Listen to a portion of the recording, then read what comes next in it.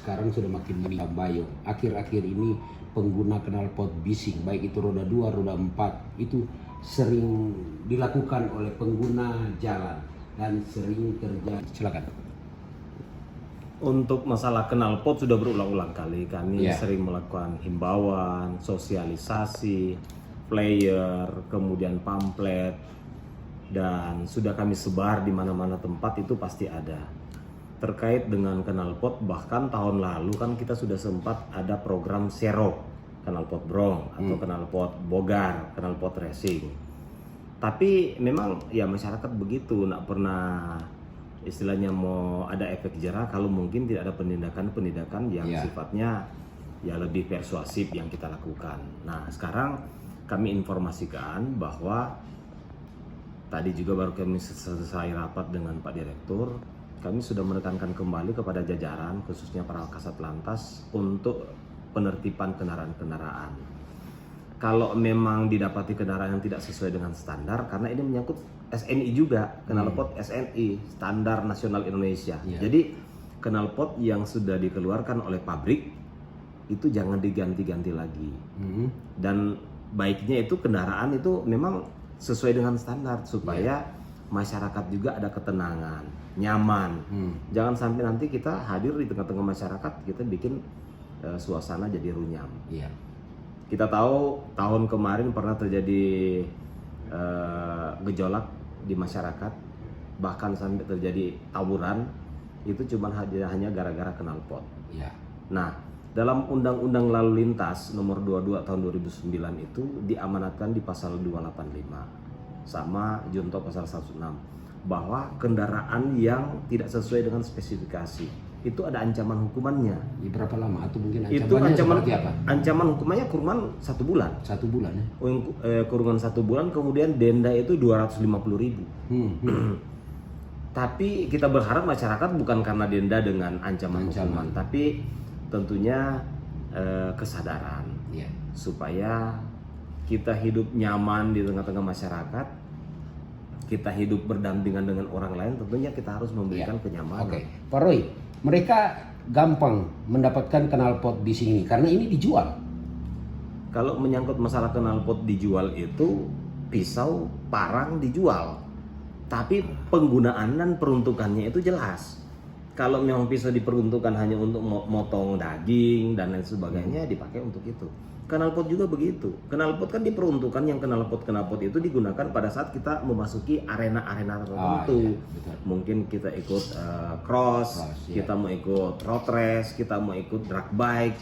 Ya memang itu salah satu penyemangat juga bagi crosser atau pembalap-pembalap itu. Tapi kalau di jalan raya, di jalan umum itu yang kita harus jamin di situ ketertiban umum. Namanya jalan umum, yang kita prioritas itu ketertiban umum. Bagaimana ketertiban umum itu bisa terwujud? Kita harus tertib dalam berlalu lintas. Nah, bagaimana dengan adanya juga iring-iringan kendaraan roda 2, roda 4 di saat mereka membawa jenazah dari rumah duka ke tempat pekuburan? Nah, mereka juga sering menggunakan knalpot racing, tidak menggunakan helm, penindakan atau mungkin ada jalan keluar apa agar supaya mereka dikawal oleh pihak kepolisian, Pak? Memang saya sudah membiasakan sejak menjadi saya Kasat Lantas. Setiap ada duka, saya datang, saya kasih penyuluhan. Kemudian pada saat berangkat, saya kawal. Pada saat saya lakukan pengawalan, di depan itu pengawalan petugas Polri, di belakangnya itu ambulans. Di belakang ambulans baru iring-iringan. Nah sekarang kebalik. Ambulans di belakang, iring-iringannya di depan. Nah, terus sesuai dengan amanat undang-undang, ambulans itu kendaraan khusus yang mendapat hak prioritas. Jadi dia ada sirinenya, dia ada lampu rotatornya. Dia sampai di traffic light saja dalam waktu-waktu tertentu dia bisa terobos. Tapi sekarang kan kebalik, sepeda motor di depan. Kemudian di belakangnya ambulans, di belakangnya lagi iring-iringan. Dan ada sepeda-sepeda motor ini biasanya dia sudah mengganggu pejalan lain. Jalan dia sudah pakai penuh badan jalan. Harusnya kan jalan itu ada jalur untuk jalur sebelah kiri, sebelah kanan itu kendaraan yang berlawanan arah. Tapi ini dia pakai satu jalan. Kemudian di jalan udah pada ya katanya sudah banyak yang konsumsi minuman beralkohol. Jadi konsentrasi itu udah nggak ada. Ngeber-ngeber di jalan, gas-gas itu. Oke. Jadi yang menjadi perhatian ini kepada siapa? Kalau memang ada kedukaan di situ, kepala lingkungan harus tahu dan harus melaporkan. Kami sudah untuk menyurat minta. dan bahkan ini kami akan tegaskan kembali dengan maklumat yang akan kita kirim Iya. sampai ke tingkat bawah supaya dari aparat pemerintah khususnya di lingkungan ya, mulai dari kelurahan lingkungan. Apabila ada kedukaan, tolong diinformasikan ke kepolisian setempat. Polsek.